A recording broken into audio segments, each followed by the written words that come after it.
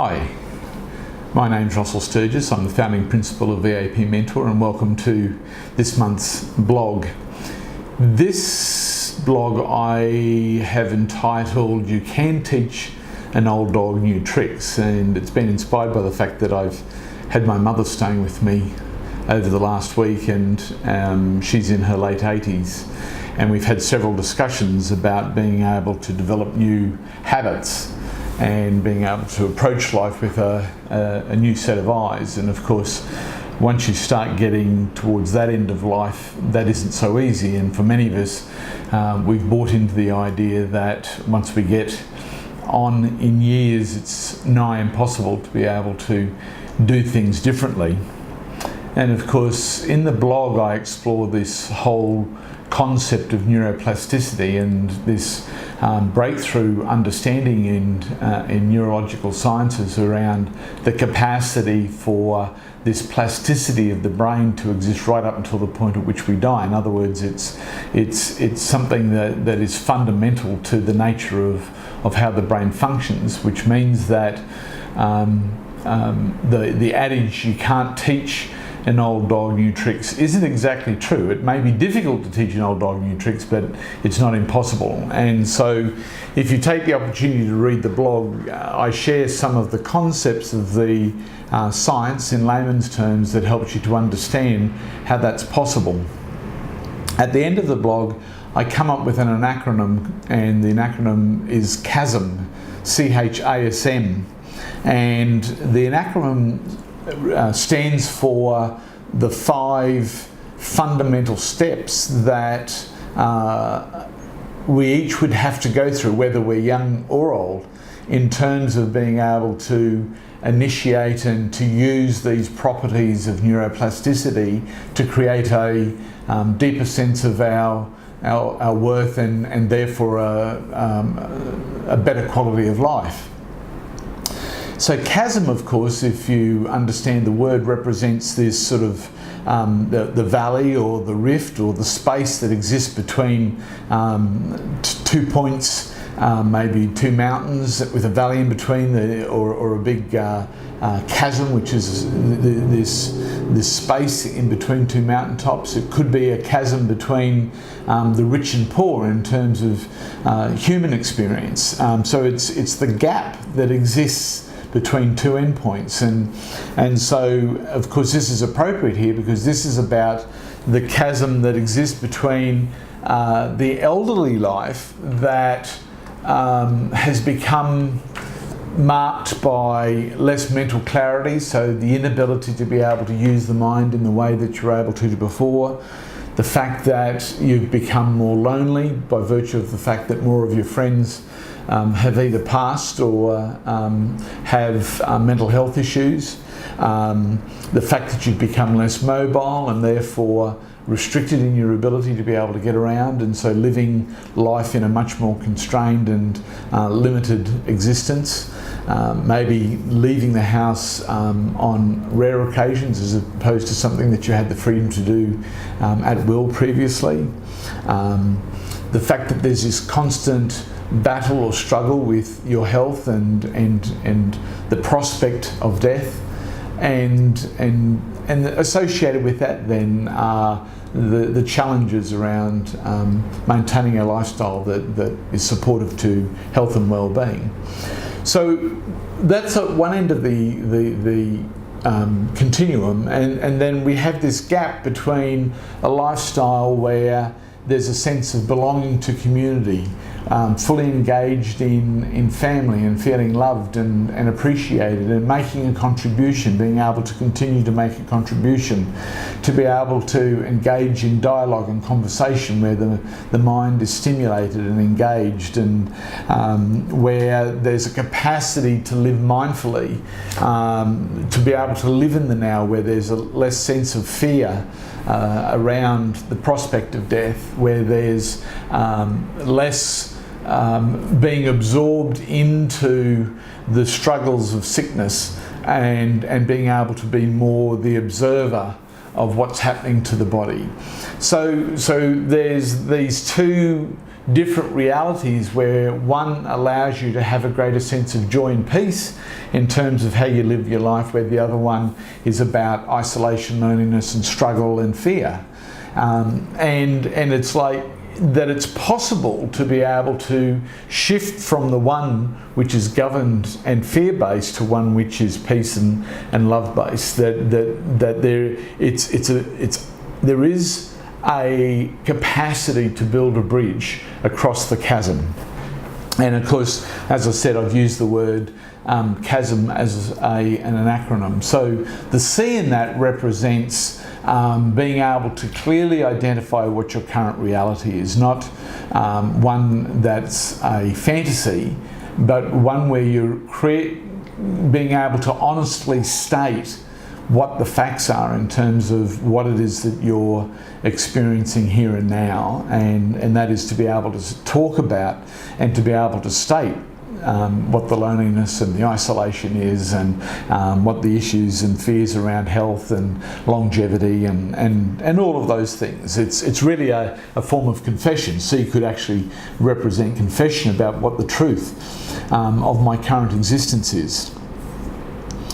The second part in the word chasm is H, and H is about this idea of what do I believe about my worth or value that sells me short, that has me continue to accept a non-serving quality of life, or one that causes suffering, if I can use what is essentially a Buddhist word, this idea that we live our life with this degree of suffering. And how is it that I could be more self-honouring? In self-honouring, what could I do that could be more self-loving? And of course, this then brings us to the third component of this, which is this idea of the A, which is an alternative reality. So A represents the alternative based on a more self-loving reality, based on a more self-honouring approach to how you live your life.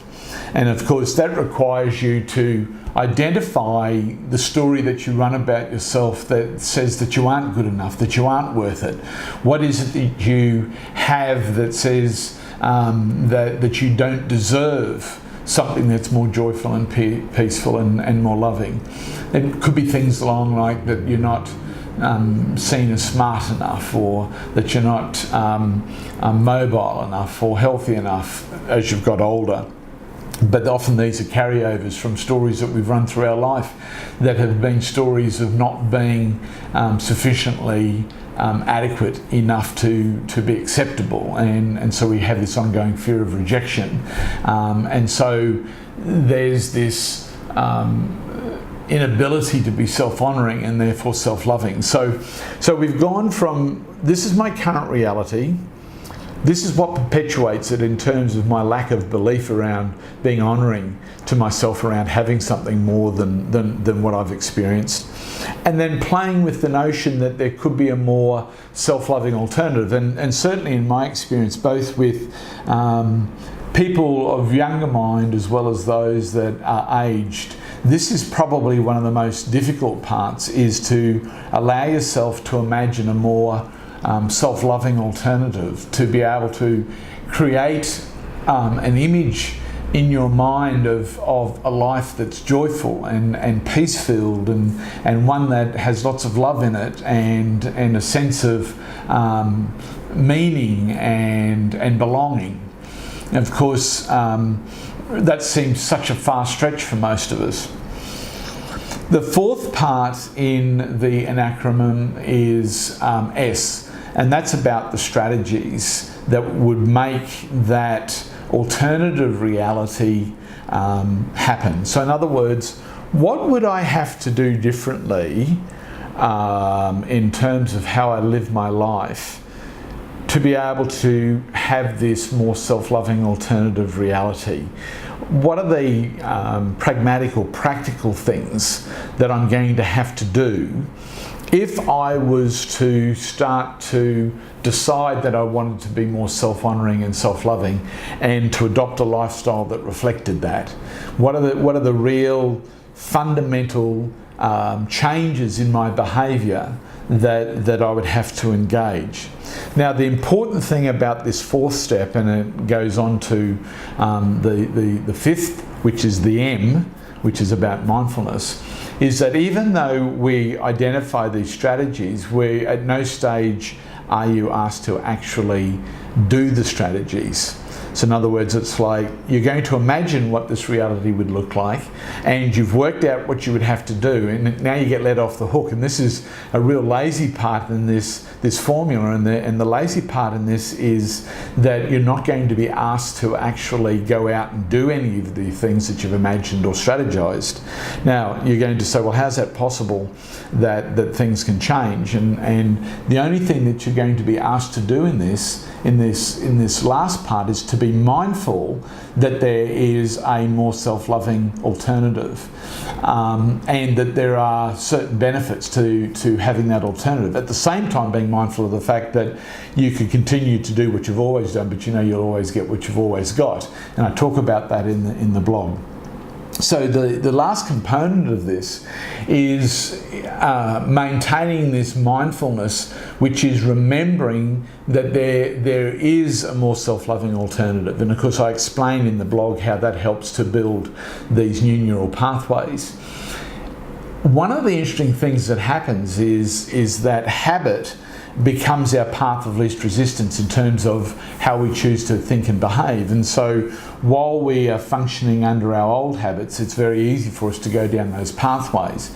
But each time we follow the chasm formula and we get to that place of being mindful of the self-loving alternative, each time we remember that self-loving alternative and to be more self-honouring, what happens is we build this greater sense of an alternative reality.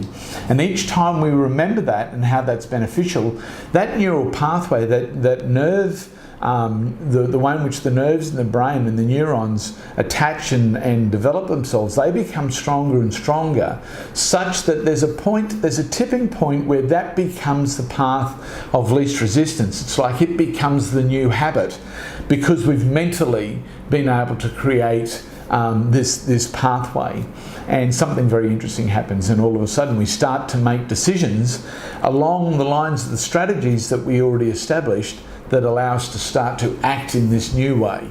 And we don't have to force ourselves to do it. It becomes a naturally inclined behaviour, something that we choose to do. So this is quite an exciting way of approaching life, and this has validity even in our aged years. As I said, the biggest challenge in this is going to be able to allow yourself to imagine a reality without being able to say, well, that's impossible, I don't have enough time, I can't see how that's possible, which are the sorts of rationales that we come up with that justify not doing anything.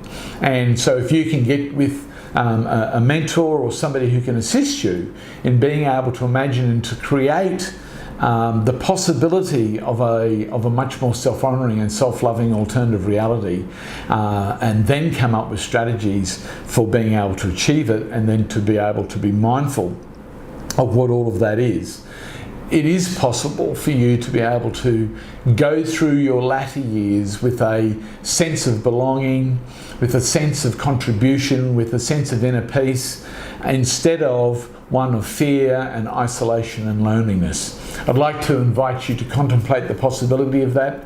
Please take time to have a read through the blog, and hopefully you'll find this as a little tool and an effective one in being able to give you better quality of life in your latter years.